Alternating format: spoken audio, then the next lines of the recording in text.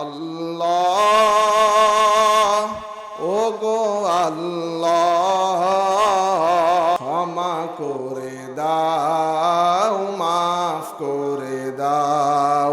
বলেন না, আল্লাহ ও গো আল্লাহ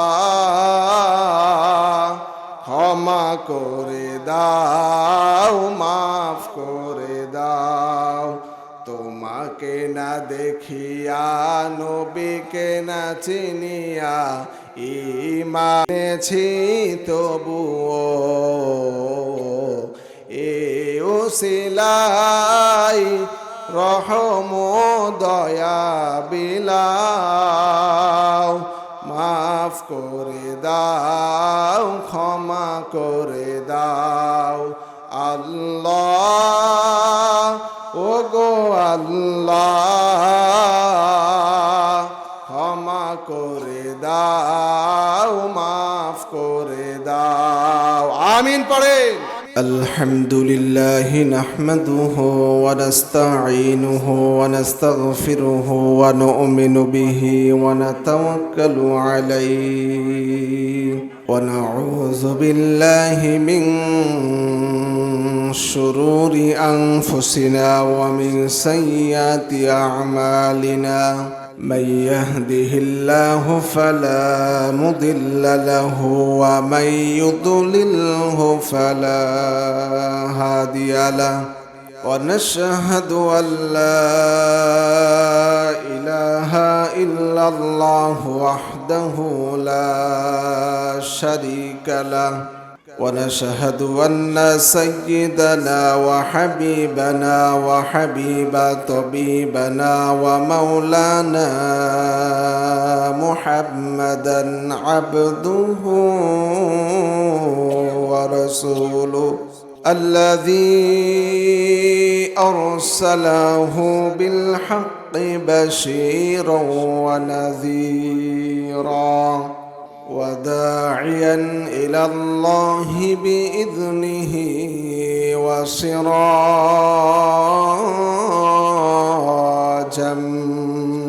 منيرا فقد قال الله تعالى في كلامه المجيد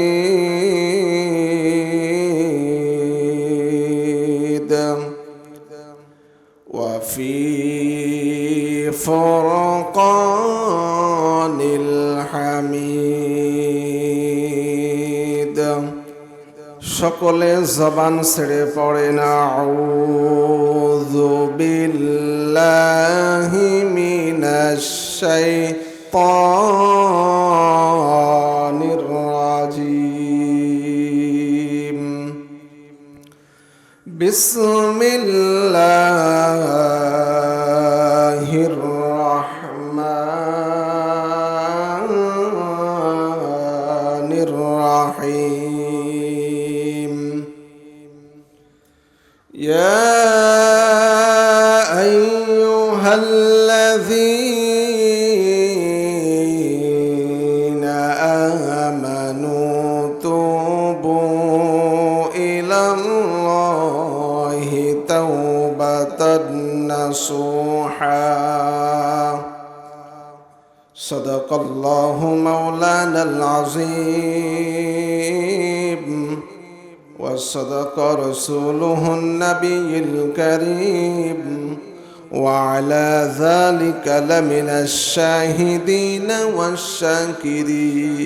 والشاكرين والحمد لله رب العالمين ऐ सब सरकार की बातें सुना ऐ सब सरकार की बातें सुना सईदे अबरार की बातें सुना सईदे अबरार की बातें सुना سيد كونين ختم المرسلين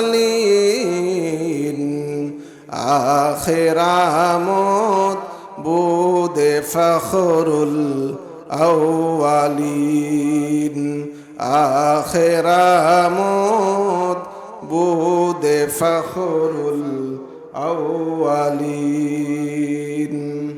বিদায় বেলা মোরে দিও গো দেখা হে প্রিয় রাসূল বিদায় বেলা মোরে দিও গো দেখা হে প্রিয় রাসূল তব দিদারে হব ধন্য তখন আমি তব দিদারে হব ধন্য তখন আমি শূন্য দেহ যখন লুটাবে ধুলাই বিদায় বেলা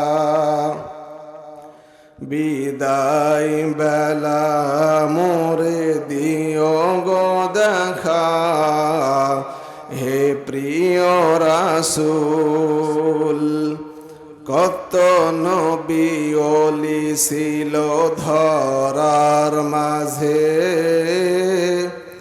সবাই চলে গেছে আপন নিরে আমিও তো পাবো না ছাড়া পৌঁছে যাব জীবনের মোহনায় বিদায় বেলা বিদায় বেলা মোরে দিও গো দেখা হে প্রিয় রাসূল কত আদরের বাবা মায়া আমার কেমন আছেন তারা কবর মাঝার সে খবর আজও অজানা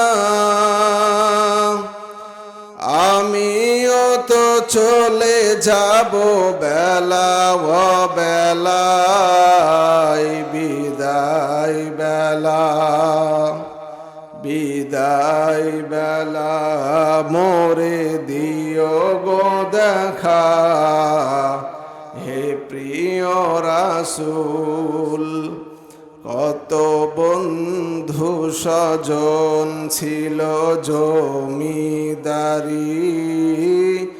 অপরূপা বধূ যাবে সবাই ছাড়ি মোরে গহীন কবরে ফেলে হায়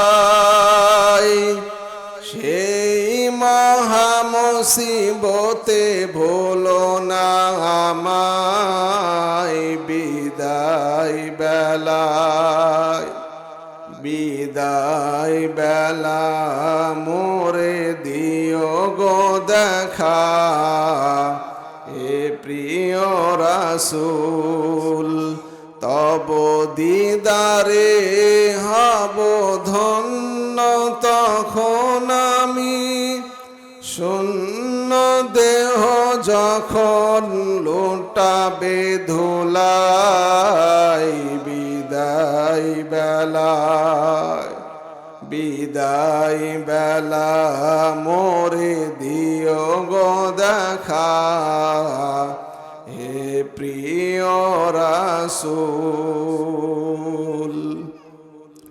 আলহামদুলিল্লাহ রুদ্রপুর শালকোলা জামে মসজিদ এর উন্নতি কল্পে বিরাট ওয়াজ ও দোয়া মাহফিলের আজকের সুনামধন্য ফিলের সম্মানিত প্রিয় ভাই প্রধান এবং আজকের মাহফিলের সম্মানিত সভাপতি জনাব মোহাম্মদ শফিকুল ইসলাম ভাই, যিনি আমার পূর্বে আলোচনা করলেন, অত্যন্ত চমৎকার এবং সুন্দর কথা বলেছেন, যে কথাগুলো একজন আলোচক বক্তা হিসাবে তারা বলে থাকেন।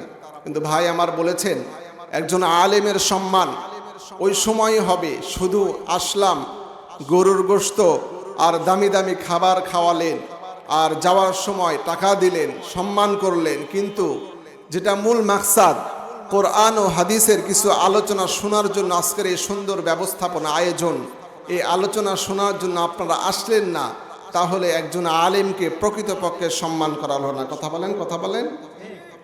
আবার প্রিয় শফিকুল ইসলাম ভাই, আমরা ভাইয়ের জন্য দোয়া করছি, ভাই এ বিষয়ে কথা বলেছেন, আমরা ভাইয়ের জন্য দোয়া করছি আল্লাহ পাক যেন এই সমাজের মানুষের, রুদ্রপুর এলাকাবাসীর খাদেম হিসাবে বাংলাদেশের রাজনৈতিক প্রেক্ষাপটে ভাইকে একজন সম্মানিত দায়িত্বে এই আসনে এই এলাকায় কবুল করেন। সকলে বলছে আল্লাহুম্মা আমিন। প্রিয় ভাইরা, আসুন আল্লাহ পাকের দরবারে শুকরিয়া আদায় করি যে মহান আল্লাহ পাক রব্বুল আলামিন গভীর রাত্রি, প্রায় রাত্রি 11টা বাজে, আল্লাহ পাক কুরআনের মাহফিল শোনার জন্য আমাদেরকে কুরআনের ময়দানে বসার মতো সুযোগ দান করেছেন। দুনিয়ার অন্যান্য সকল প্রকার কাজ ব্যস্ততা থেকে আল্লাহ পাক আমাদেরকে বিরত রেখে ফারেক করে আল্লাহর কুরআনের ময়দানে জান্নাতের বাগিচায় বসার মতো সুযোগ দিয়েছেন। এজন্য আমরা খুশি না বেজার? খুশি, আলহামদুলিল্লাহ। এজন্য মহান রবের দরবারে কালিমাতুশ শুকর পড়ছি, আলহামদুলিল্লাহ।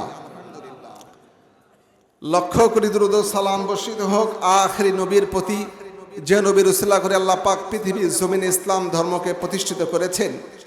মানবতার মুক্তির দূত, দুজাহানের বাদশাহ, বিশ্বনবী, রহমাতাল লিল আলামিন সাইয়্যিদুনা জনাবে মুহাম্মদুর রাসূলুল্লাহ সাল্লাল্লাহু আলাইহি ওয়াসাল্লাম। প্রিয় উপস্থিতি, খুব বেশি সময় আলোচনা করব না, রাত্রি অনেক হয়েছে। অল্প কিছু সময় পঠিত আয়াতের উপর থেকে আলোচনা করার চেষ্টা করব। আল্লাহ পাক যদি আমাদেরকে তৌফিক দান করেন, সকলে বলছে আল্লাহুম্মা আমিন। আপনাদের আন্তরিকতা, ভালোবাসা আমাকে মুগ্ধ করেছে, আলহামদুলিল্লাহ। ফারুক ভাই বারবার আমার সাথে যোগাযোগ করেছেন, কখন আসছি, কিভাবে আসছি। এছাড়াও আরও দু একজন ভাই আমাকে ফোন দিয়েছেন, যোগাযোগ করেছেন। সম্ভবত আমাদের শফিকুল ইসলাম ভাইও যোগাযোগ করেছেন, যেহেতু আনুন নাম্বার ছিল, সবার নাম জানা নাই। এরপরে আপনাদের আজকের দ্বিতীয় আলোচক মাজহারুল ইসলাম ভাই, উনি বারবার আমার সাথে যোগাযোগ করেছেন। আল্লাহ পাক আপনাদের খেদমতে আমাকে আসার মতো সুযোগ দিয়েছেন। দিল থেকে, মন থেকে, ভালোবাসা থেকে আপনাদের জন্য দোয়া এবং ভালোবাসা থাকবে ইনশাআল্লাহ। এই জন্য আপনাদের এই ভালোবাসা ভোলার মতো নয়।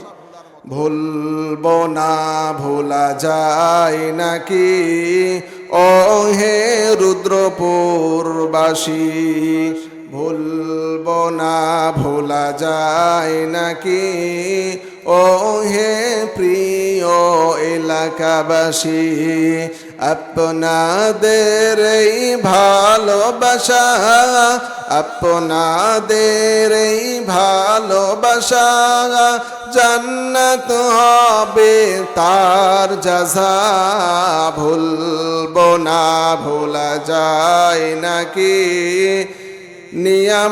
নিয়ামতপুরবাসীর ভালোবাসা, ভুলবো না, ভোলা যায় নাকি আপনাদের এই ভালোবাসা।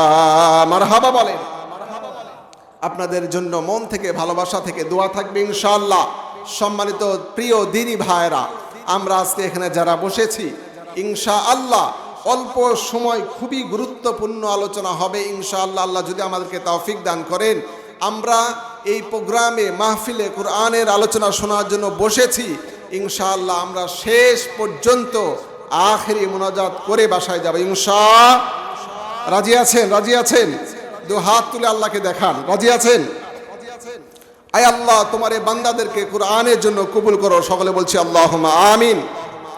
আমরা যদি এখন বসেছি, একদম মোনাজাত শেষে এখান থেকে উঠে বাড়িতে যায়, আল্লাহর নবী আমাদের জন্য দুইটা ফজিলত দান করেছেন। সুবহানাল্লাহ পড়েন, শুনবেন? দুইটা ফজিলত শুনবেন।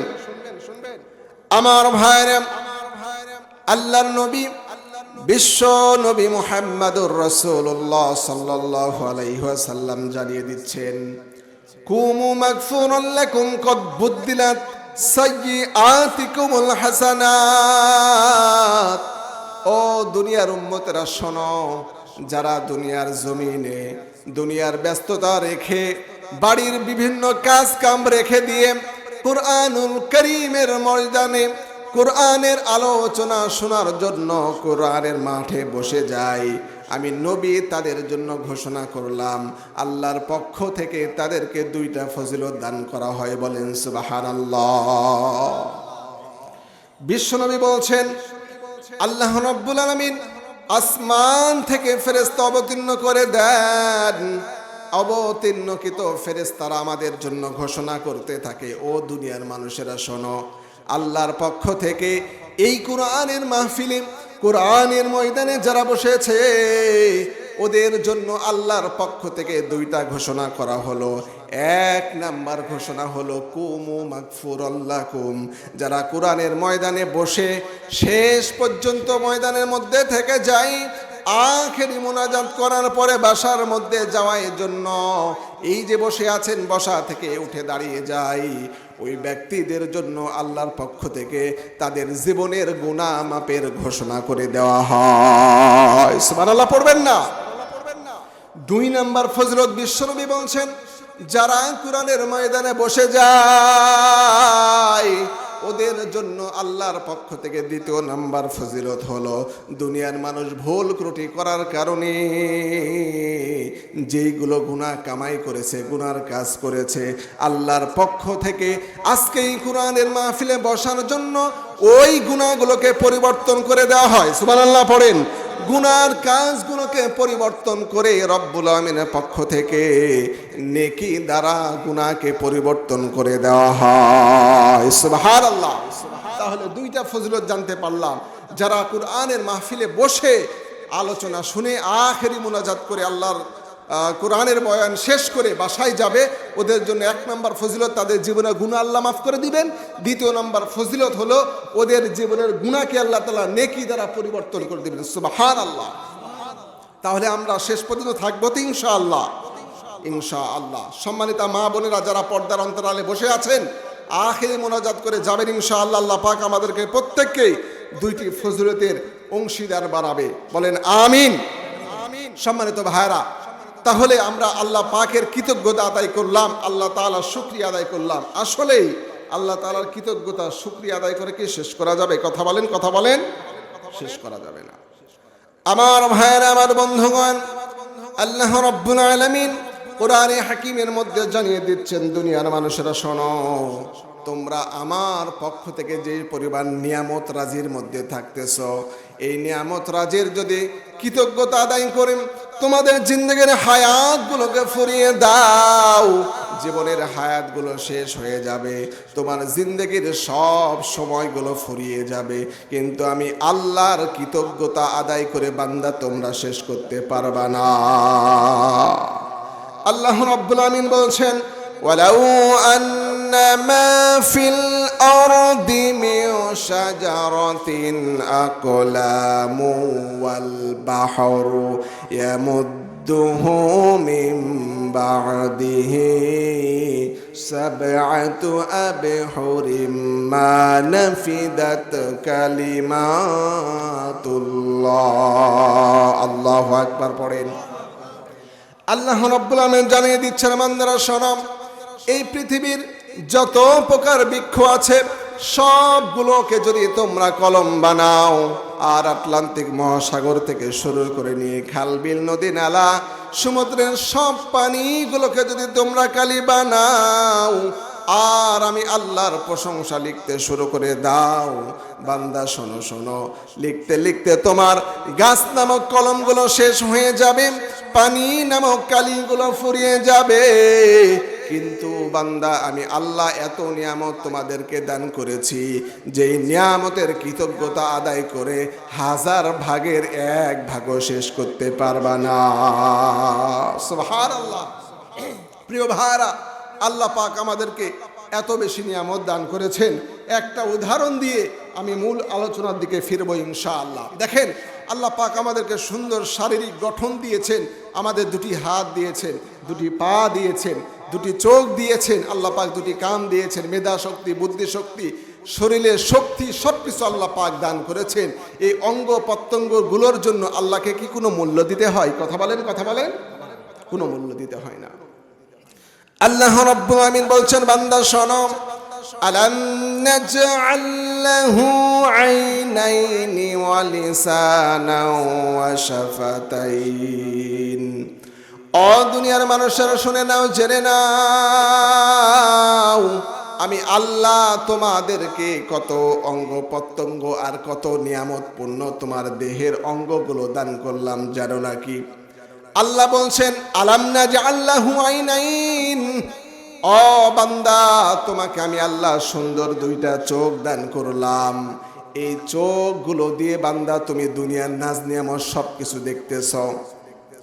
জানো নাকি আমি কেমন চোখ দান করলাম? আল্লাহ রাব্বুল আমিন বলছেন, আলাম নাজআল লাহু আইনাইন, তুমি কি দেখো না ও বান্দা, তোমার চোখকে আমি আল্লাহ দান করেছি, আবার ওই চোখের হেফাজতের জন্য কি কারিশমা দিয়েছি জানো নাকি? মুফাসসিরগণ বলছেন, তাফসীর ইবনে কাসির রাহমাতুল্লাহি আলাইহি বলছেন, আল্লাহ পাক আমাদেরকে যেই দুইটা সুন্দর চোখ দান করেছেন, ওই চোখের মধ্যে আল্লাহ পাক এমন এক জাতীয় রিজার্ভ পানি দান করলেন, যে পানিগুলো ব্যবহার করে রাস্তায় চলার সময় যে ধুলাবালি ময়লাগুলো চোখের মধ্যে চলে যায়, ওই ধুলাবালি ময়লাগুলোকে আল্লাহ পাক চোখের রিজার্ভ পানি দ্বারা সর্বদা পরিষ্কার করে দেন। সুবহানাল্লাহ পড়বেন না? ওগো রহমান তুমি মেহেরবান, প্রশংসা শুধু তোমারি, মিলি আখি যত দেখি, নিয়ামতে ভরা এই পৃথিবী, তুমি রহমান তুমি মেহেরবান, প্রশংসা শুধু তোমারি। ঠিক কিনা বলেন?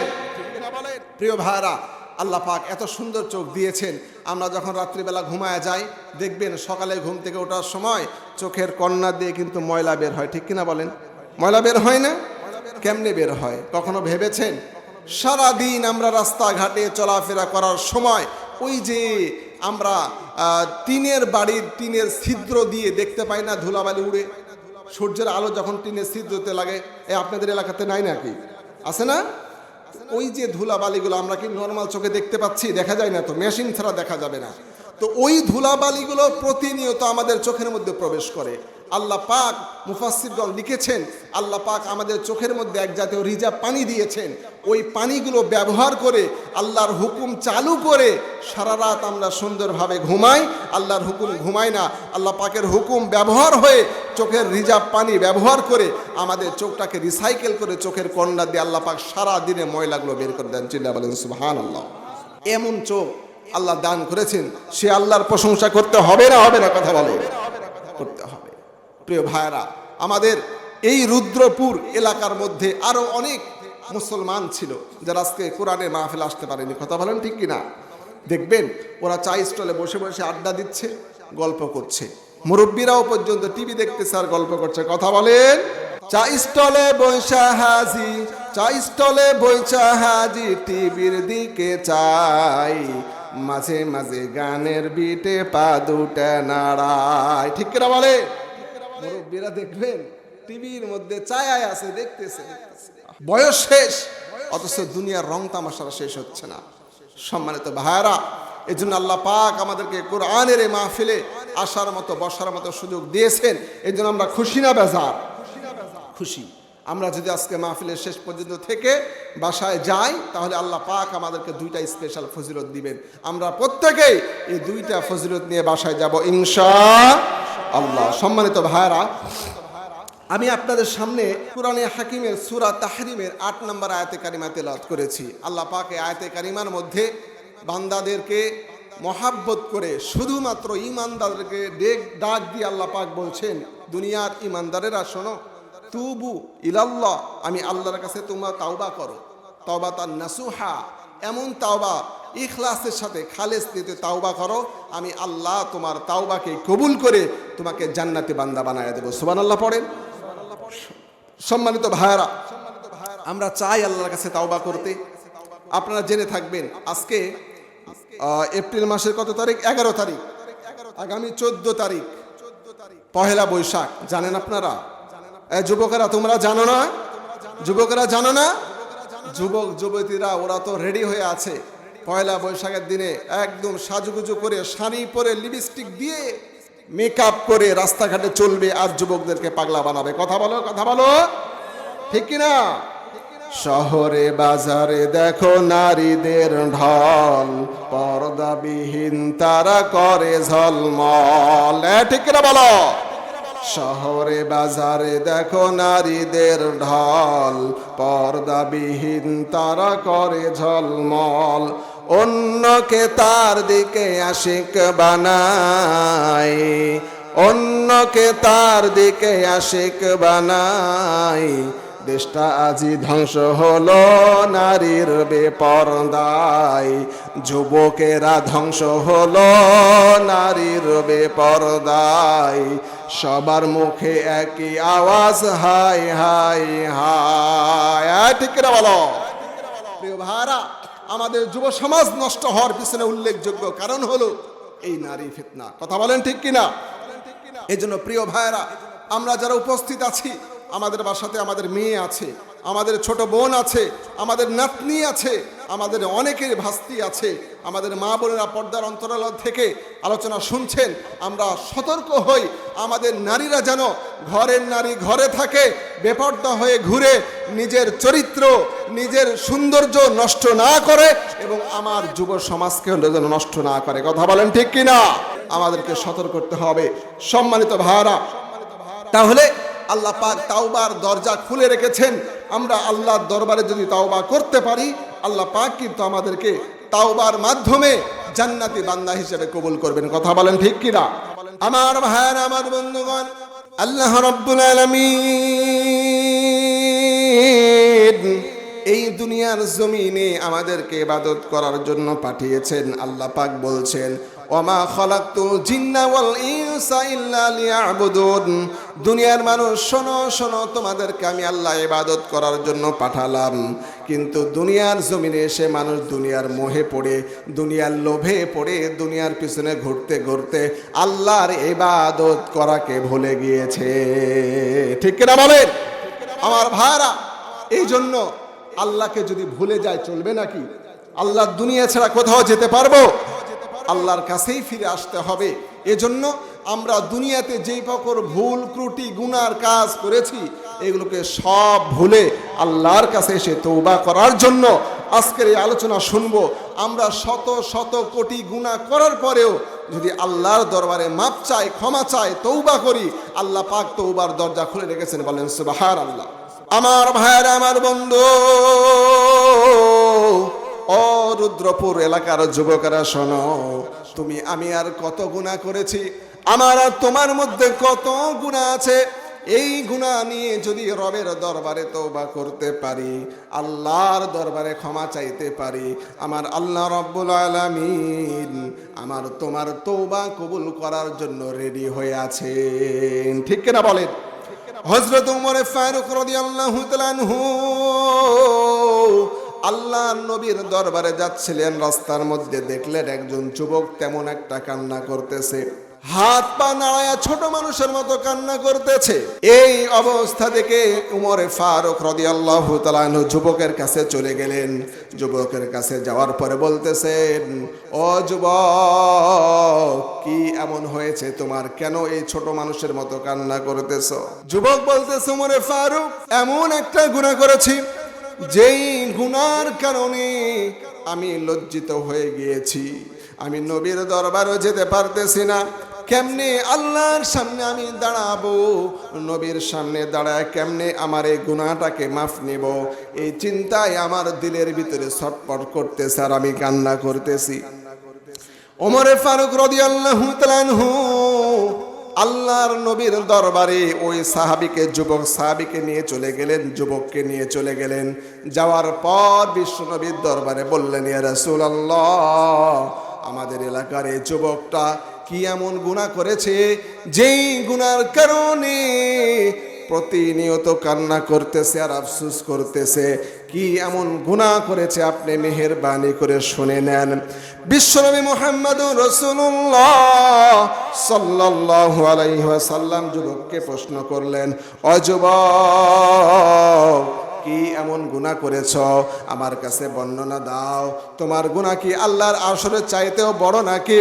যুবক বলছে, ইয়া রব্বুল আলামিন, ইয়া রাসূলুল্লাহ, ইয়া হাবিবাল্লাহ, আমি এমন একটা গুনাহ করেছি যেই গুনাহটা আল্লাহর আরশ জমিন আসমান সব কিছু থেকে আমার গুনাহটা বড় হয়ে যাবে। বলেন নাউজুবিল্লাহ। আছেন না নাই? আপনারা আছেন? কথাটা তো আমার সাথে বললেন তাহলে হবে ইনশাল্লাহ। সাধারণত এইখানে দুইটা মাইক্রোফোন থাকলে, ইকো সাউন্ড সিস্টেম থাকলে একটু কথা বলতে আরাম পাওয়া যায়, মজা লাগে। আমাদের এটা যেহেতু ইকো সিস্টেম নাই, একটা মাইক আবার বক্স নাই, এই জন্য একটু কষ্ট হচ্ছে। তো ইনশাল্লাহ অল্প সময় কথা হবে, গুরুত্বপূর্ণ কথা বলে ইনশাল্লাহ শেষ করব। তাহলে এবার বিশ্বনবী কই সাহাবী বলছে, ইয়া রাসূলুল্লাহ, এমন একটা গুনাহ করেছি, এই গুনাহ আল্লাহর আরশের চাইতে আমার এই গুনাহটা বড়। নাউজুবিল্লাহ পড়বেন না? এত বড় গুনাহ, তার দিলের মধ্যে ভয় ঢুকেছে, ভয়ের কারণে এ কথা বলতেছে। আমার ভাইরা, আমার বন্ধু, রুদ্রপুরের এলাকার যুবকেরা, শোনো শোনো, আল্লাহর নবীর কাছে সাহাবের ঘটনাটা শুনে যাও। তুমি আর আমি কি এমন গুনাহ করলাম? আমি আর তুমি যদি আল্লাহর দরবারে তওবা করতে পারি, ইস্তেগফারের আমল করতে পারি, আল্লাহ পাক আমার তোমার জীবনের গুনাহগুলো মাফ করে আমাদেরকে জান্নাতি বান্দার কাতারে ঘোষণা করে দেবে। যুবক এবার বিশ্বনবীকে জানা দিলেন, রাসূলুল্লাহ, এমন একটা গুনার কাজ করেছি যেই গুনাহটা দুনিয়ার জমিনে মনে হয় আর কেউ করে নাই। বিশ্বনবী বললে, যুবক বলো কি কাজ করেছ? বিশ্বনবীর কাছে যুবক শুনে দিল, ইয়া রাসূলুল্লাহ, ইয়া হাবিবাল্লাহ, আমি মদিনায় যখন মানুষগুলো মারা যায়, মানুষ মারা যাওয়ার পরে ওই মানুষকে যখন দাফন করা হয়, দাফন করার পরে যখন মানুষকেরা কবরের কাজ সেরে সবাই চলে যায়, আমি রাত্রিবেলা ওই কবরকে খনন করি। খনন করার পরে কবরের মধ্য থেকে যে লাশকে কাফনের কাপড়টা পরানো হয়, ওই কাফনের কাপড়টা চুরি করে নিয়ে আমি বাজারে বিক্রি করে দেই। নাউজুবিল্লাহ পড়ে। বিশ্বনবী মুহাম্মদুর রাসূলুল্লাহ সাল্লাল্লাহু আলাইহি ওয়াসাল্লাম কথাটা শোনার পরে আশ্চর্য হলেন, বললেন, সাহাবী, তুমি তো আসলেই বড় একটা গুনার কাজ করেছো। এবার সাহাবী বলতেছে, যুবক বলতেছে, রাসূলুল্লাহ শোনেন, এখানেই আপনি বলতেছেন আমি বড় গুনার কাজ করেছি। আসলে এই গুনাহটা শুধু আমি কন্টিনিউ করে এটার কথাই বলতে চাই না, এর চাইতেও আরো বড় খারাপ গুনাহ করেছি, যে গুনার কথা বলতেও আমার বড় লজ্জা লাগতেছে। বিশ্বনবী বললেন, সাহাবী বলো কি গুনার কাজ করেছ? ওই যুবক শুনিয়ে দিচ্ছে, অপ্রিয় এলাকাবাসী শোনেন, গুরুত্ব দেই দিক ওদের নজর করবেন না, মনোযোগ দিয়ে আলোচনাটা শুনে যান। দেখেন না, দেখেন আমাদের জীবনটা পরিবর্তন হয় কিনা। আল্লাহর নবীর কাছে যুবক গল্প শোনানো শুরু করলেন, ইয়া রাসূলুল্লাহ, কয়েকদিন আগে মদিনার একজন যুবতী নারী মৃত্যুবরণ করার কারণে ওই যুবতী নারীর লাশটাকে যখন দাফন করা হলো, দাফন করার পরে কয়েকদিনের মধ্যে আমি ওই যুবতীর লাশের কবরের মধ্যে চলে গেলাম। লাশ কবরটা খনন করলাম। লাশ থেকে যখন কাফনের কাপড়টা খুললাম, আমি কাফনের কাপড়টা চুরি করে নিয়ে চলে আসব, হঠাৎ করে শয়তান আমাকে ওয়াসওয়াসা দিল। ওই নারীর দিকে আমি তাকানোর পর দেখলাম তার সৌন্দর্য এত বেশি সৌন্দর্য, এত সুন্দর যুবতী মদিনার মধ্যে আর পাওয়া যাবে না। আমি নিজের খায়সাতকে ঠিক রাখতে পারলাম না। ইয়া রাসূলুল্লাহ, ওই যুবতীর কাছে আমি চলে গেলাম। ওই মৃত নারী, মৃত যুবতীর সাথে আমি জেনার কাজ করলাম। জেনার কাজ করার পরে যখন আমি কবর থেকে চলে আসব, ওই সময় কে জানি পিছন থেকে ডাক দিয়ে বলতেছে, ও যুবক, তুই আমার সাথে এটা কি একটা আচরণ করলি, কি কাজ করলি? তোর কি দিলের মধ্যে ভয় হয় না? আমি আজকে নাপাক হয়ে গেলাম, আমি আল্লাহর দরবারে কাল কিয়ামতের দিনে কিভাবে দাঁড়াবো? কোন মুখ নিয়ে আমি দাঁড়াবো? তুই আমার বডিটা নাপাক করে দিলি, আমাকে তুই নাপাক বানাইয়া দিলি, তোর কি দিলের মধ্যে ভয় হয় না? তুই কি কাল কিয়ামতে আল্লাহর সামনে দাঁড়াবি না? ইয়া রাসূলুল্লাহ, ওই যুবতী নারী, মৃত নারী যখন আমার কাছে এভাবে কথা বলল, আমার দিলের মধ্যে মোচড় দিয়ে উঠলো। আল্লাহু আকবার। দিলের মধ্যে মোচড় দিয়ে উঠলো। এই দিল নিয়ে, এই অবস্থা নিয়ে আমি কেমনে কিয়ামতের দিন আল্লাহর সামনে দাঁড়াবো? এবং আমি ভুল করেছি না জানি দুনিয়ার মধ্যে এর চাইতে আর নিকৃষ্টতম কোনো কাজ হতে পারে কিনা। রাসূল বললেন, যুবক শোনো, আসলেই তো তুমি বড় নিমু খারাপের মতো সবচাইতে নিকৃষ্টতম খারাপ একটা কাজ করেছ। এই কথা শোনার পরে ওই জায়গা থেকে, বিশ্বনবীর দরবার থেকে ওই যুবক এক দৌড় মেরে পাহাড়ের চূড়ায় গিয়ে কান্নাকাটি করা শুরু করে দিল। আমার ভাইয়ের, আমার বন্ধু, ও রুদ্রপুরবাসী, শোনেন শোনেন, আমি আপনি কেমন গুনাহ করেছি। আল্লাহর দরবারে যদি তওবা করতে পারি, আল্লাহ পাকও কিন্তু আমাদের গুনাহ মাফ করতে পারেন নাকি? কথা বলেন, কথা বলেন। ওই যুবক পাহাড়ের চূড়ায় গিয়ে আল্লাহর দরবারে এমন ভাবে তওবা করা শুরু করে দিলেন। তওবা করতে করতে, কান্না করতে করতে তার চোখের পানিগুলো শেষ হয়ে গেল। অল্প কিছুদিনের মধ্যে রব্বুল আমিনের পক্ষ থেকে নাজালা বিহির রূহুল আমিন, জিবরাইল আমিন ফেরেশতা আল্লাহর পক্ষ থেকে বিশ্বনবীর দরবারে নাজির হয়ে গেলেন। বিশ্বনবীকে জানায় দিলেন, রাসূলুল্লাহ, আপনার যুবক সাহাবী, মদিনার ওই যুবক কাফনের কাপড় চুরি করার কারণে, মৃত নারীর সাথে জিনা করার কারণে পাহাড়ের চূড়ায় গিয়ে আপনার দরবার থেকে চলে যাওয়ার পরে লজ্জিত হয়ে এমন তাওবা করেছে, এমন ইস্তেগফার করেছে, আল্লাহর কাছে এমন ভাবে ক্ষমা চেয়েছে, আল্লাহ রব্বুল আলামিন তার তাওবাকে কবুল করে তার জীবন জিন্দেগীর গুনাহগুলোকে আল্লাহ মাফ করে দিয়েছেন। সুবহানাল্লাহ।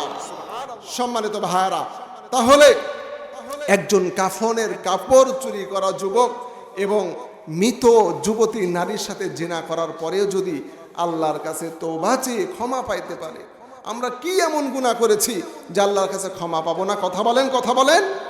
প্রিয় ভাইরা, আমরা আল্লাহর দরবারে তওবা করতে পারি না, ক্ষমা চাইতে পারি না, ইস্তেগফার করতে পারি না। ইস্তেগফার আমাদের দৈনন্দিন জীবনে আমল হিসাবে গ্রহণ করতে পারি না। কথা বলেন ঠিক কিনা? আমরা যদি আল্লাহর দরবারে ক্ষমা চাইতে পারি, আল্লাহর দরবার থেকে যদি আমাদের জীবনের গুনাহগুলো মাফ করে নিতে পারি, তাহলে আমাদের আর কোনো টেনশন থাকবে না। আল্লাহ, ও গো আল্লাহ, ক্ষমা করে দাও, মাফ করে দাও। বলেন না, আল্লাহ, ও গো আল্লাহ, ক্ষমা করে দাও, মাফ করে দাও। তোমাকে না দেখিয়া, নবীকে না চিনিয়া ঈমান এনেছি তবুও, এ ওসিলাই রহম দয়া বিলাও, মাফ করে দাও, ক্ষমা করে দাও। আল্লাহ, ও গো আল্লাহ, ক্ষমা করে দাও, মাফ করে দাও। আমিন পড়েন। আমার প্রিয় ভাইরা, আল্লাহ পাক আমাদেরকে ছোট্ট একটা জিন্দেগি জীবন দিয়ে দুনিয়ার জমিনে পাঠিয়েছেন। আমরা মনে করতেছি আমার এখন কেবল 30 বছর। কথা বলেন, কথা বলেন। আমরা মনে করতেছি কেবল 20-25 বছর হলো, কেবল আমার একটা সন্তান হয়েছে, এখনো মেয়ের বিয়েই দিতে পারিনি, এখন দাড়ি রাখবো, এখন নামাজ ধরবো। কথা বলেন, কথা বলেন। আমাদের চিন্তা ভাবনা এমন। এই যে কয়েকদিন আগে রমজানুল মুবারকের ঈদ গেল, আমাদের চোখের সামনে কতগুলো প্রাণ ঝরে গেল। কথা বলেন ঠিক কিনা? আপনারা ফেসবুকে, নিউজে, টিভিতে দেখেছেন কত সুন্দর সুন্দর যুবকেরা। কেউ কি চিন্তা করেছিল মারা যাবে? বলেন, কথা বলেন। কেউ চিন্তা করেনি। কিভাবে এই যে লঞ্চ দুর্ঘটনা, এই যে ট্রেন দুর্ঘটনা, বাস দুর্ঘটনা, এরপরে যে লঞ্চ থেকে বাস পড়ে গেল, একসাথে কতগুলো শিশু সন্তান সহ মানুষেরা মারা গেল। তারা কি ভেবেছিল আমরা এভাবে মৃত্যুবরণ করবো? কথা বলেন। আমাদের জীবনের কি প্রস্তুতি আছে ভাই পরকালের জন্য? আমি আপনি গুনাহ করতে করতে করতে গুনার পাহাড় বানিয়ে ফেলেছি, কিন্তু একটা বারও আমরা আল্লাহর দরবারে যেতে হবে সেই প্রস্তুতি নিতেছি না। কথা বলেন ঠিক কিনা? আমার ভাইরা, আমার বন্ধুগণ, আল্লাহ রাব্বুল আলামিন এই দুনিয়ার জমিনে অল্প সময় জীবন দিয়ে আমাদেরকে কিন্তু আল্লাহ পাক পাঠিয়েছেন। আমরা যদি দুনিয়ার জমিনে আসার পরে আল্লাহর দাসত্ব করি, আল্লাহর কৃতজ্ঞতা আদায় করি, তাহলে রব্বুল আলামিন আল্লাহ পাক কিন্তু এটা জানেন, ওগো বান্দা আমি আল্লাহ এটা জানি তোমরা দুনিয়ার জমিনে যাওয়ার পরে শয়তানের ধোকায় পড়ে, নফসের ধোকায় পড়ে গুনাহ করবা, আর এই গুনাহগুলো থেকে ক্ষমা চাওয়ার জন্য আমি আল্লাহ তোমাদের জন্য তাওবার রাস্তা খুলে দিয়েছি, ইস্তেগফারের রাস্তা খুলে দিয়েছি। যেই সকল বান্দা আমি আল্লাহর দরবারে শতকোটি গুনাহ করার পরেও আমার কাছে এসে ক্ষমা চাইবে, আমি আল্লাহ ওই বান্দাকে ক্ষমা করার জন্য রেডি হয়ে আছি। সুবহানাল্লাহ।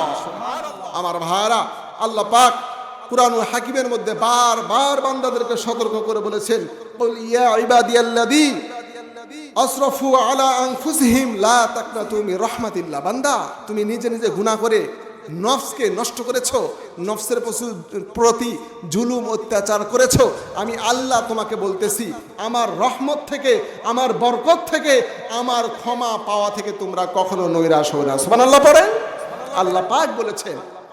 সুতরাং আমরা যদি আল্লাহর কাছে ইস্তেগফারের আমল করতে পারি তাহলে আমরা জান্নাতি হতে পারবো। কথা বলেন ঠিক কিনা? আমার ভাইরা, আমার বন্ধুগণ, ইমাম আহমদ ইবনে হাম্বল রহমাতুল্লাহি আলাইহির ঘটনা কিতাবের মধ্যে এসেছে। আশরাফ আলী থানবী রহমাতুল্লাহি আলাইহি লিখেছেন, ইমাম আহমদ ইবনে হাম্বল রহমাতুল্লাহি আলাইহি কঠোর শীতের মধ্যে যখন রাত্রিবেলা ঘুমানোর জন্য ঘরের মধ্যে চলে গেলেন, সারা রাত্রি ঘুমালেন। সকালবেলা ঘুম থেকে ওঠার পরে শীত কমতেছে না, আল্লাহর দরবারে তিনি বললেন, রব্বুল আলামিন আমার তো বড় শীত লাগতেছে, আমার শীত কমতেছে না, আমার এখন আগুনের তাপ নেওয়ার প্রয়োজন। আল্লাহ গো, আমাকে এখন আগুনের তাপ নেওয়ার মতো একটা ব্যবস্থা করে দাও। আমার ভাইয়ের, আমার বন্ধু, গভীর মনোযোগ দেন, খেয়াল করে দেখেন আল্লাহ পাক ইস্তেগফারের কারণে কিভাবে বান্দাদেরকে মাফ করেন। ইমাম আহমদ ইবনে হাম্বল বাসা থেকে বের হয়ে গেলেন, রাস্তার মোড়ে দেখলেন একজন যুবক রুটি বিক্রয় করতেছে, রুটির দোকান দিয়েছে, আগুনের চুলা জ্বালিয়েছে। ইমাম আহমদ ইবনে হাম্বল চিন্তা করলেন, ওই চুলা থেকে আমি যদি আগুনের তাপ নিতে পারি তাহলে আমার শরীরটা একটু গরম হবে, শীতটা আমার লাগবে না। এখন তিনি চিন্তা করলেন, যুবকের কাছে তো আগে অনুমতি নিতে হবে।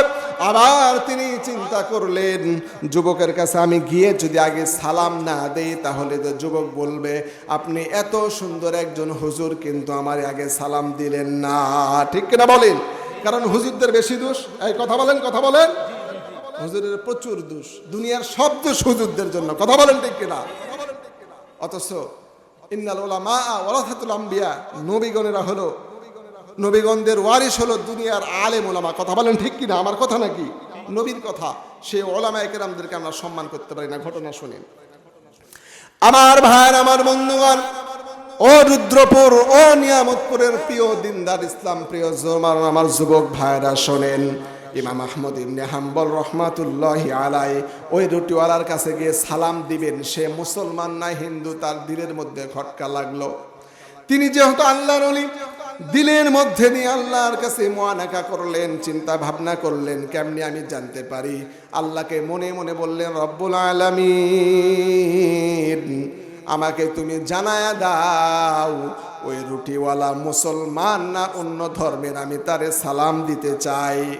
আল্লাহ রব্বুল আলামিন জানিয়ে দিলেন। ইমাম আহমদ ইবনে হাম্বল কিতাবের মধ্যে এসেছে, আল্লাহর পক্ষ থেকে তিনি জানতে পারলেন ওই যুবক, ওই রুটিওয়ালা যুবক শুধু মুসলমান নয়, ওই যুবক একজন জান্নাতি যুবক। সুবহানাল্লাহ পড়ে। ইমাম আহমদ ইবনে হাম্বল রহমাতুল্লাহি আলাইহি আশ্চর্য হয়ে গেলেন। আরে এটা কেমন কথা, সামান্য একজন যুবক যে নাকি রুটি বিক্রয় করতেছে ও নাকি আবার জান্নাতি বান্দা, জান্নাতি যুবক, আল্লাহ আমারে জানায়া দিলেন। এবার ইমাম আহমদ ইবনে হাম্বল রহমাতুল্লাহি আলাইহি যুবকের কাছে চলে গেলেন, সালাম দিলেন, যুবকের কাছে অনুমতি নিলেন। ও যুবক, তোমার আগুন থেকে আমি একটু তাপ নিতে চাই, আমার ঠান্ডা লাগতেছে। যুবক বললেন, ও মৌলানা কোই মুশকিল নেহি, কোনো সমস্যা নাই, আপনাকে অনুমতি দিয়ে দিলাম, আপনি সুন্দরভাবে আমার আগুন থেকে তাপ গ্রহণ করেন, কোনো প্রবলেম নাই, কোনো সমস্যা নাই। কিন্তু ইমাম আহমদ ইবনে হাম্বল মনে মনে ভাবলেন, ও যুবক, তুমি নাকি জান্নাতি হয়েছো, আমি একটু দেখতে চাই তুমি কি এমন আমল করো যে আমলের কারণে আল্লাহ তোমাকে জান্নাত দান করেছেন। এবার ইমাম আহমদ ইবনে হাম্বল দীর্ঘক্ষণ ধরে আগুনের তাপ নিতেছেন আর তার কাহিনী দেখতেছেন, তার কাজ কাম দেখতেছেন। কি কারণে তুমি জান্নাতি হয়েছো আমি জানতে চাই। আমার ভাইরা খেয়াল করে দেখেন যুবক কি আমল করে। যুবক যখন আটাগুলো একত্রিত করতেছিল, আটাগুলো শানতেছিল, ওই সময় বিসমিল্লাহ বলে কাজ শুরু করতেছিল আর প্রতিনিয়ত কন্টিনিউ তার কাজের মধ্যে আস্তাগফিরুল্লাহ আস্তাগফিরুল্লাহ পড়তেছিল। বলেন সুবহানাল্লাহ। আমার ভাইরা, আমার বন্ধুগণ, অপ্রিয় এলাকাবাসী শোনেন, যুবক যখন আস্তাগফিরুল্লাহ বারবার পড়তেছিলেন, ইমাম আহমদ ইবনে হাম্বল চিন্তা করলেন, এইবার তুমি ধরা পড়েছ, কারণ তুমি রবের কাছে, আল্লাহর কাছে ক্ষমা চাইতে চাইতে তোমার জীবনের গুনাহগুলো মাফ করানোর জন্য প্রতিনিয়ত আস্তাগফিরুল্লাহর আমল করার কারণে আল্লাহ পাক তোমাকে হয়তোবা জান্নাতি করেছে। সুবহানাল্লাহ পড়বেন না আমার ভাইরা। এবার ইমাম আহমদ ইবনে হাম্বল জিজ্ঞাসা করতেছে, এই যুবক শোনো, তুমি তো রুটি বিক্রি করো আর আমি খেয়াল করলাম তুমি বারবার আস্তাগফিরুল্লাহ আস্তাগফিরুল্লাহ পড়তেছো, আচ্ছা এই সব সময় আস্তাগফিরুল্লাহ পড়ে তুমি কি পাইছো, কি লাভ হয়েছে তোমার এত আস্তাগফিরুল্লাহ পড়তেছো? রুটিওয়ালা যুবক বলতেছে, ও হুজুর শোনেন, মুসাফির আপনি কি বলতেছেন আস্তাগফিরুল্লাহ পড়ে আমি কি পেয়েছি তাই চিন্তা করতেছেন, এটা কেমন কথা বললেন? আস্তাগফিরুল্লাহ আমি সর্বদা পড়ে পড়ে দুইটা জিনিস পেয়েছি আর একটা জিনিস এখন পর্যন্ত পাই নাই। সুবহানাল্লাহ পড়বেন না। ইমাম আহমদ ইবনে হাম্বল রাহমাতুল্লাহি আলাইহি যুবককে প্রশ্ন করলেন, যুবক বলো কি এমন জিনিস তুমি পেয়েছো আর একটা জিনিস পাও নাই, আমার একটু বিস্তারিত জানায় দাও। যুবক বলতেছে, ইমাম আহমদ ইবনে হাম্বল রাহমাতুল্লাহি আলাইহি, ও মুসাফির শোনেন শোনেন, আমি আল্লাহর কাছে ইস্তেগফার করার কারণে, তওবা করার কারণে, প্রতিনিয়ত ইস্তেগফারের আমল করার কারণে আল্লাহ পাক আমাকে এমন একটা ক্ষমতা দিয়েছেন, এমন একটা ফজিলত দান করেছেন, আমি এখন যেই দোয়া করি আল্লাহ পাক সদা সর্বদা আমার দোয়াগুলোকে কবুল করে নেন। সুবহানাল্লাহ পড়ে, যাকে বলা হয় মুস্তাজাবুদ দাওয়া, অর্থাৎ এমন ব্যক্তি যে ব্যক্তি যাই দোয়া করুক আল্লাহ পাক সেটাই কবুল করেন। সুবহানাল্লাহ পড়ে। তার মানে ওই রুটিওয়ালা যুবক ইস্তেগফারের আমল করার কারণে আল্লাহ পাক তাকে এমন ফজিলত দিয়েছেন, ও যেই দোয়া করে সেই দোয়াই আল্লাহ পাক কবুল করে। সুবহানাল্লাহ। ইমাম আহমদ ইবনে হাম্বল রাহমাতুল্লাহি আলাইহি সঙ্গে সঙ্গে যুবককে বললেন, যুবক শোনো, এই যে একটা আমল বললা আস্তাগফিরুল্লাহর কারণে আল্লাহ পাক তোমাকে মুস্তাজাবুদ দাওয়া বানাইয়া দিয়েছেন, আর কি ফজিলত তুমি পেয়েছো আমার একটু জানায়া দাও। যুবক বলতেছে, ইমাম শুনেন, আল্লাহ পাক দ্বিতীয় নাম্বার স্পেশাল ফজিলত আমাকে দান করেছেন, ইস্তেগফার করার কারণে, নিয়মিত আস্তাগফিরুল্লাহ এই আমল করার কারণে রব্বুল আলামিন আমাকে প্রতি রাত্রিতে বিষ্ণুকে স্বপ্নের মাধ্যমে দেখায়া দেন। সুবহানাল্লাহ পড়ে। ইস্তেগফারের আমল করার কারণে আল্লাহ পাক ওই রুটিওয়ালা যুবককে রাসূলের সাথে স্বপ্নের মাধ্যমে দেখার সুযোগ করে দিয়েছে। সুবহানাল্লাহ পড়বেন না? কি গো পিছনের ভাইরা, সুবহানাল্লাহ পড়বেন না? আল্লাহ পাক এত ফজিলত দিয়েছেন ইস্তেগফারের মধ্যে। ইমাম আহমদ ইবনে হাম্বল রাহমাতুল্লাহি আলাইহি যুবককে বললেন, যুবক রে, এই যে ফজিলত দুইটা পাইছো, আর কি আরেকটা পাও নাই আমার একটু জানায় দাও।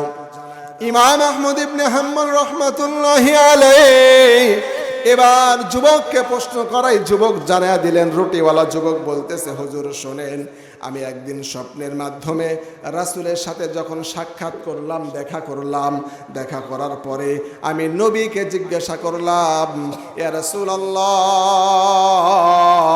আপনার কাছে আমার জানার বিষয় হলো, এই যে আমি আপনার সাথে মুসাফাহা করি, আপনার শরীর থেকে জান্নাতি সুঘ্রাণ পাই, আমার একটা বিষয় হলো, আজকে আপনার হাত ধরে আমি মুসাফা করার সুযোগ পেয়েছি।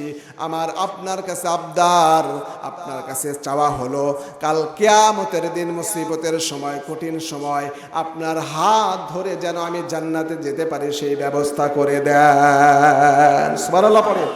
আমার ভাইরা, ইমাম আহমদ ইবনে হাম্বল এই কথা শোনার পরে যুবককে বলতেছে, তো কি হয়েছে, রাসূল কি বলল? এবার ইমাম আহমদ ইবনে হাম্বলকে যুবক রুটিওয়ালা শোনাচ্ছে, শোনেন, আমি যখন নবীকে কথা বললাম, আমার নবী আমাকে বললেন, যুবক শোনো, তুমি আমার হাত যেভাবে মুসাফা করে ধরলা, কাল কিয়ামতে আমি তোমার হাত ধরে এভাবে জান্নাতে নিয়ে যাব। ওই সময় যখন তুমি দুনিয়ার বর্তমান জামানার হক্কানি আলেম, হক্কানি আল্লাহওয়ালা ব্যক্তির সংস্রব গ্রহণ করবা, তার হাত ধরবা, তার সাথে মুসাফাহা করবা, তার এজাজত নিবা, তার সাথে মহাব্বত তৈরি করবা, তো ওই উসিলায় কাল কিয়ামতে আমি নবী তোমাকে আমার সাথে জান্নাতে নিয়ে যাবো। সুবহানাল্লাহ পড়ে। আরো জোরে বলেন না সুবহানাল্লাহ। সম্মানিত ভাইরা, ইমাম আহমদ ইবনে হাম্বল রাহমাতুল্লাহি আলাইহি যুবকের কথা শুনে বললেন, যুবক, তোমাকে কি আল্লাহ নবী ওই আলেম কে বা কিভাবে তুমি চিনবা সেই আলামত বলে দেয় নাই? আমার ভাইরা, যুবক বলতেছে, হুজুর শোনেন, আমি অত তাড়াতাড়ি কিন্তু হুজুরকে ছেড়ে দেই নাই। বিশ্বনবীকে জিজ্ঞাসা করলাম, ইয়া রাসূলুল্লাহ, কিভাবে আমি একজন হক্কানি আলেমকে চিনবো, আমারে বলে দেন। বিশ্বনবী জানায়া দিলেন, ও যুবক শোনো, তোমার জামানার একজন আলেম আছে, যার নাম হলো আহমদ ইবনে হাম্বল। ওই ব্যক্তিকে যদি তুমি পাও, ওই আলেমকে পাও, তাহলে তার সাথে মুসাফা করবা। মুসাফা করার সময় তার প্রতি খেয়াল করে দেখবা, আমি নবীর হাতের সাথে হাত মিলানোর পরে তোমার হাত থেকে যেমন সুঘ্রাণ পাওয়া যায়, ওই আহমদ ইবনে হাম্বল নামক মৌলবীর কাছ থেকে, আলেমের কাছ থেকে আমার মতোই সেম তার হাত থেকে সুঘ্রাণ পাওয়া যাবে। সুবহানাল্লাহ। আর আরেকটা প্রশ্ন তোমার শিখা দে, ও যুবক শোনো শোনো, ওই আলেমকে তুমি প্রশ্ন করবা, আল্লাহ রব্বুল আলামিন কিয়ামতের দিন কঠিন সময় দুনিয়ার 5 জন নারীকে হাসতে হাসতে জান্নাতে দাখিল করবেন, জান্নাত দান করবেন। ওই 5 জন নারীর নাম যদি ওই ইমাম, ওই হুজুর বলতে পারে, ওই আলেম বলতে পারে, এবং কি কি কারণে ওই আলেম যদি বলতে পারে, তাহলে বুঝবা সেই আলেমটাই হলো আহমদ ইবনে হাম্বল। আল্লাহ নবী আলামত শিখিয়ে দিলেন।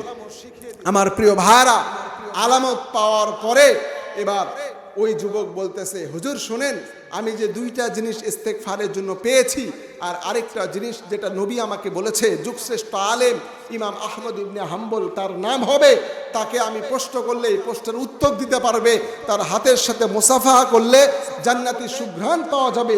ওই আলেমের সাথে আজ পর্যন্ত আমার দেখাই হয়নি। সুবহানাল্লাহ পড়বেন না?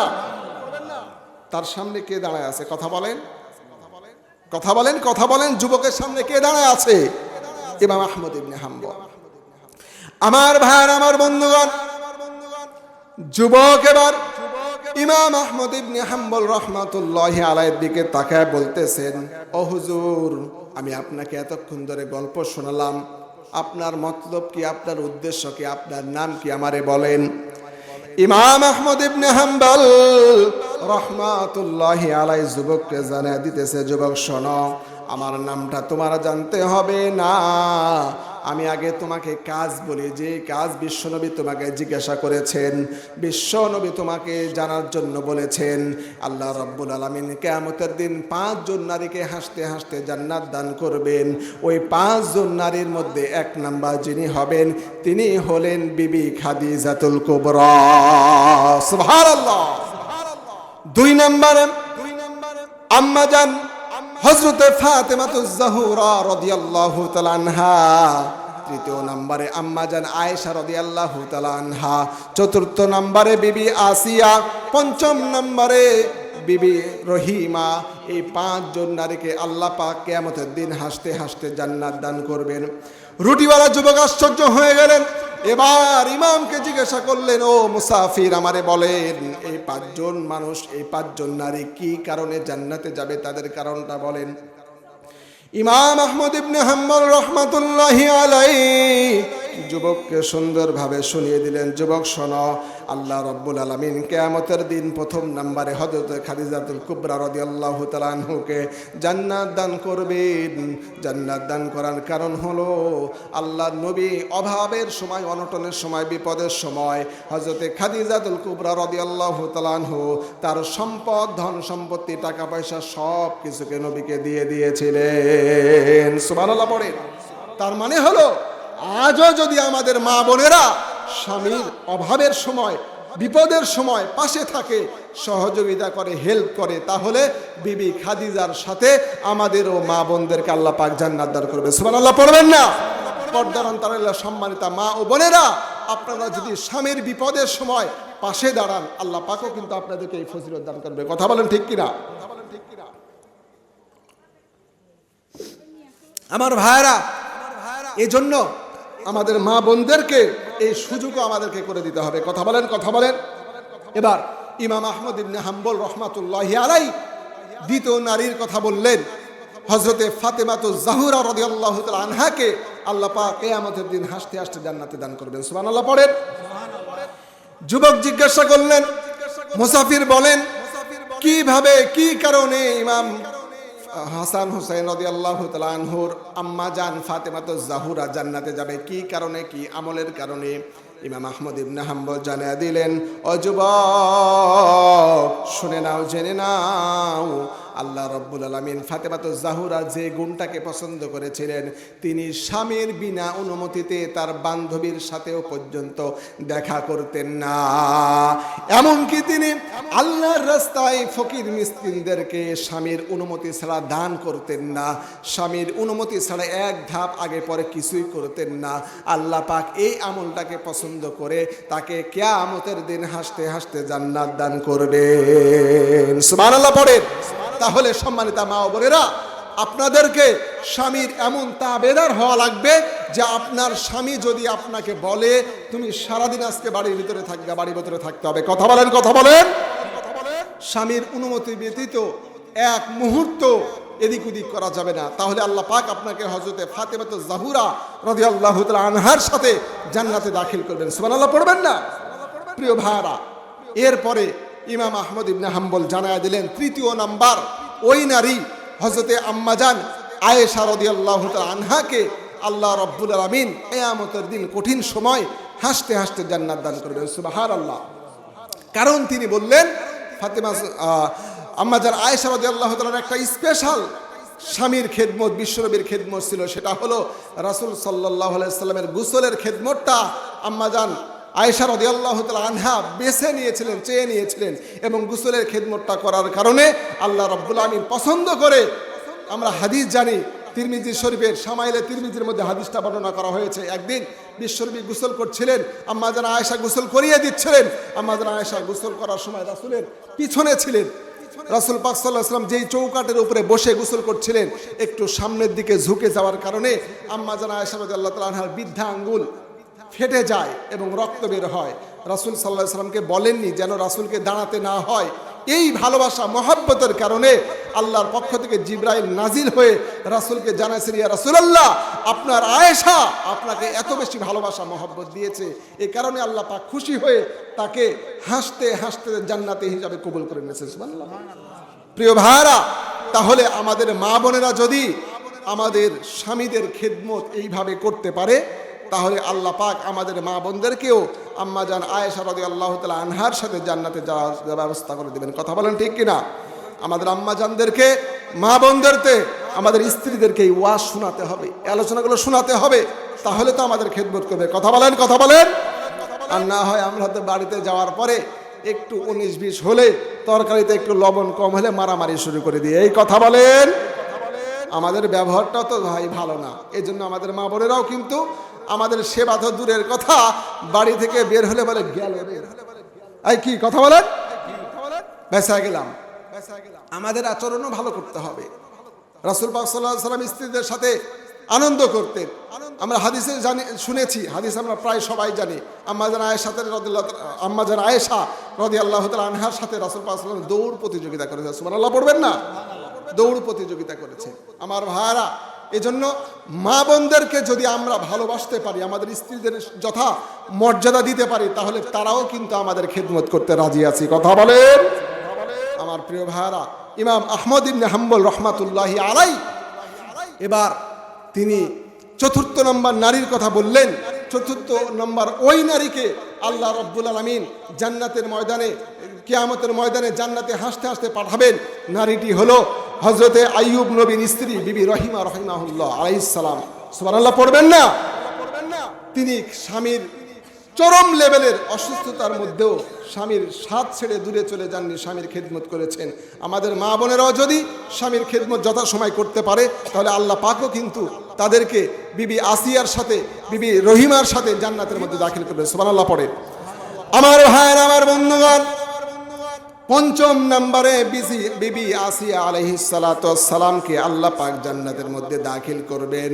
এটার কারণ হলো ফেরাউন জালেম ছিল, জুলুম করেছিল। জুলুম স্বীকার করার পরেও বিবি আসিয়া তার স্বামীর ঘর ছেড়ে চলে যায় নাই, স্বামীর অবাধ্য হয় নাই, স্বামীর সাথে কোনো রকম বেয়াদবিমূলক আচরণ করে নাই। এই জন্য আল্লাহ রাব্বুল আলামিন বিবি আসিয়ার জন্য কবুল করেছেন। বিবি আসিয়া জান্নাতের মধ্যে হাসতে হাসতে যাবে।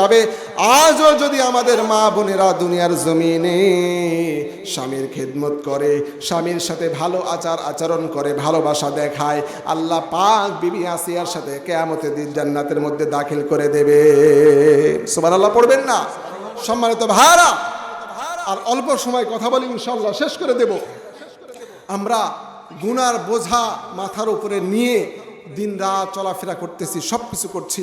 আমরা যদি এই গুনার বোঝাটা মাথা থেকে নামাতে চাই, তাহলে আল্লাহর দরবারে তওবা করতে হবে, ইস্তেগফারের আমল করতে হবে। ইস্তেগফারের আমলটা যদি আমরা নিয়মিত করতে পারি, নিঃসন্দেহে আল্লাহ পাক আমাদেরকে মাফ করে দেবেন। কথা বলেন, কথা বলেন। গুনার বোঝা মাথায় নিয়ে তুলেছি দুহাত গো প্রভু, পাপের সাগর মাথায় নিয়ে তুলেছি দুহাত গো প্রভু, পাপের ভারে ঈমান আমার হয়ে গেছে আজ নিভু নিভু। কথা বলেন ঠিক কিনা? আমার ভাইরা, এতগুলো গুনাহ নিয়ে আমরা কি করব? এই জন্য প্রিয় ভাইরা, আমি বলবো আমাদেরকে আল্লাহর দরবারে তাওবা করতে হবে, ইস্তেগফার করতে হবে। আমরা তাওবা ইস্তেগফারের আমল যদি আল্লাহর দরবারে নিয়মিত করতে পারি, আল্লাহ পাক আমাদেরকে নৈরাশ করবেন না, হতাশ করবেন না, আল্লাহ পাক আমাদেরকে মাফ করে দেবেন। কথা বলেন ঠিক কিনা? পারবো ইনশাআল্লাহ।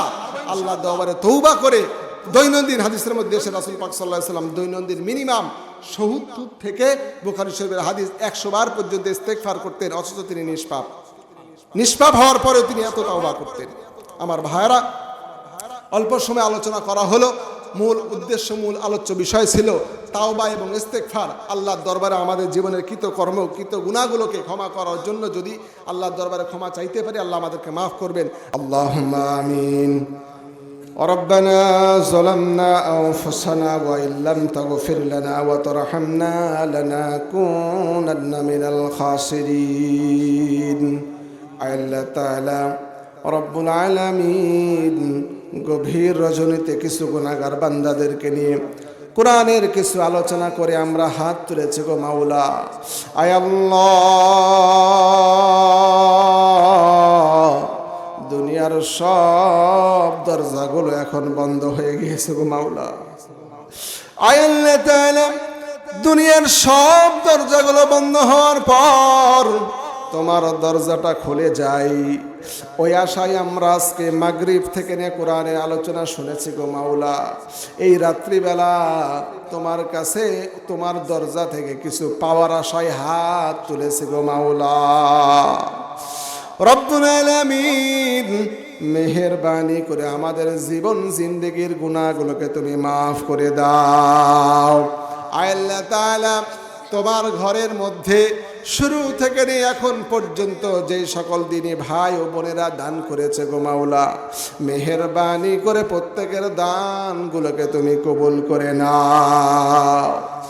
আল্লাহ তাআলা রব্বুল আলামিন যারা যেই নিয়তে দান করেছেন, টাকা দিয়েছেন, ধান দিয়েছেন, অন্যান্য বিভিন্ন সবজি দান করেছেন, মাওলাই কারীম অনেকে দানের প্রতিশ্রুতি দিয়েছেন গো মাওলা, প্রত্যেকের সকল দানগুলোকে কবুল করে নিয়ে মনের সব আশাগুলোকে তুমি পূর্ণ করে দাও। আল্লাহ তাআলা দাড়ি পাকা মুরব্বীদেরকে নিয়ে হাত তুলেছি, আলহাজ সাহেবদেরকে নিয়ে হাত তুলেছে গো মাওলা, তলবুল ইলমদেরকে নিয়ে হাত তুললাম গো আল্লাহ। ও গো রব্বুল আলামিন, আল্লাহ তাআলা যার হাতটাকে তোমার পছন্দ হয় তার হাতের উসিলায় আমাদের প্রত্যেক দোয়াগুলোকে তুমি কবুল করে নাও। আল্লাহ তাআলা রব্বুল আলামিন, আয় আল্লাহ যে সকল মা বোনেরা হাত তুলেছেন তাদের দোয়াগুলোকে তুমি কবুল করে নাও। আমাদের মা বোনদেরকে বিবি খাদিজা, আয়েশা, আম্মা জান ফাতিমাতুজ জোহরার সাথে জান্নাতের মধ্যে বাসিন্দা বানায়া দাও। আমাদের যুবক ভাইয়েরা হাত তুলেছে রব্বুল আলামিন, যুবক ভাইদেরকে কোরআনের জন্য কবুল করে নাও। আয় আল্লাহ তাআলা মাহফিলের শুরু থেকে এখন পর্যন্ত যারা সময় দিয়ে, মেধা দিয়ে, বুদ্ধি দিয়ে, শ্রম দিয়ে সহযোগিতা করেছেন, প্রত্যেকের সকল প্রকার সহযোগিতাগুলোকে তুমি কবুল করে নাও। আয় আল্লাহ তাআলা আমরা যারা দূর দূরান্ত থেকে আলোচনা শোনার জন্য এসেছি, আমাদের আজকের এই মাহফিলে আলোচনা শোনাটাকে তুমি কাল কিয়ামতের দিন নাজাতের জারিয়া বানায়া দাও রব্বুল আলামিন। আমাদের সভাপতি সাহেব, প্রধান অতিথি সহ যে সকল অতিথিবৃন্দ আজকে উপস্থিত হয়েছেন, বিভিন্নভাবে দান সৎকার করেছেন, প্রত্যেকের সকল প্রকার দান সৎকারগুলোকে তুমি কবুল করে নাও। এই রুদ্রপুর শালকোলা জামে মসজিদটাকে তুমি কিয়ামত পর্যন্ত কবুল করে নাও। মসজিদের অসম্পূর্ণ কাজগুলোকে সম্পূর্ণ করার তৌফিক দিয়ে দাও। নিয়ামতপুরবাসীকে তুমি কোরআনের জন্য কবুল করে নাও।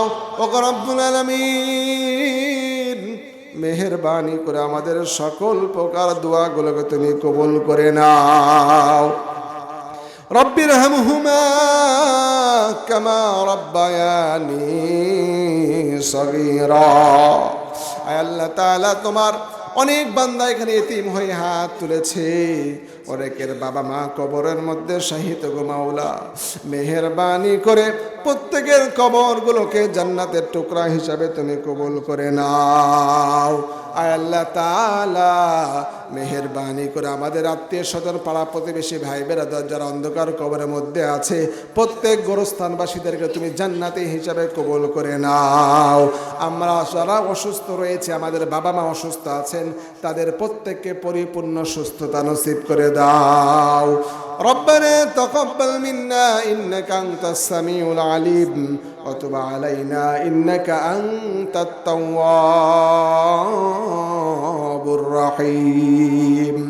সুবহান রাব্বিকা রাব্বিল ইজ্জাতি আম্মা ইয়াসিফুন ওয়া সালামুন আলাল মুরসালিন ওয়ালহামদুলিল্লাহি রাব্বিল আলামিন। ওয়াজআল আখিরা কালামিনা ইনদাল মাউতি বিহাক্কি লা ইলাহা ইল্লাল্লাহু মুহাম্মাদুর রাসূলুল্লাহ সাল্লাল্লাহু আলাইহি